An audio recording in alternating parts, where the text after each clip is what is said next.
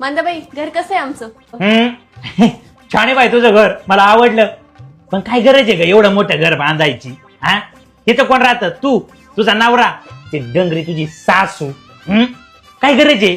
आता मला सांग, एवढं मोठं घर बांधलं तू एकटे जाडून घ्यायला, कंबर दुखत बाई, जाडून नाही निघत. आता तुझं नवीन घर आहे म्हणून चांगलं दिसतंय, पण नंतर कोपऱ्यात तसाच केर राहील. नंतर तुझं घर आहे ना कचरा कुंडीच वाटेल, माहितीये का? अहो 3 बाया लावलात कामाला. हा का बाई? काय मऊ फरशी बसली का तू? हो ना. कशाला बसवायची? अशी मऊ फरशी लई चांगली नसती बाई. अगं सुमनबाईनी बी असली मऊ फरशी बसली होती, पाणी सांडलं घासारली, मेली ना सुमनबाई थोबाडाव पडून.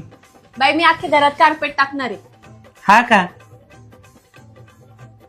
त्याच्यात नाही कसरत का? नाही नाही, त्याच्यात नाही घसरत. शिबाई बेडरूम कसा आहे मंदाबाई? छान आहे बाई. अगं बाया, तुझं म्हणजे असं झालंय, मोठं घर पोकळ वासन वारा जाई बासा बासा असं झालंय. एवढं मोठं घर बांधलं, फॅन नाही वय ग बसवायचा. आता एवढं मोठं घर बांधल्यावर पैसे गेले असते, तुम्ही भिकारी झाला असता, फॅन बसवाय पैसे नसते तुमच्याकडे. अगं मांदाबाई एसी बसवलाय ना, बघ ना तिकडं. कशाला लावायचा बाई असा एसी? हा एसी चांगला नसतो. कुंदाबाईनी सेम असाच एसी बसला होता. त्या म्हातारीला कळलंच नाही कसं थंड करायचं आणि कसं गरम करायचं.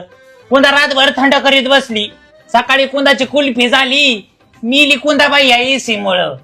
अगं हा एसी ऑटोमॅटिक आहे, तो वेदर नुसार चेंज होतो. हा वय हा ऑटोमॅटिक आहे? हो. मरणार नाही है ना? नाही नाही, यांनी नाही मारणार.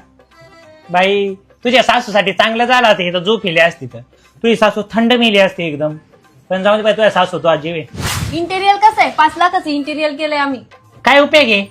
घराच्या आत केलंय ते बाहेर करायचं ना. बाहेरच्या लोकांना येता जाता दिसलं बी असतं. आता हे कसं दिसतं?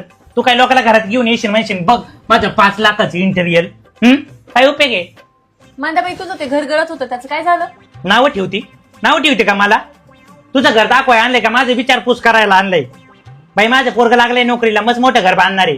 बाई तुझी खोली एवढी छोटी खोली असते का? मला नाही पाहिजे तुझं घर, मी चालले. मग गळू नाही तर काही बी तुला काय करायची?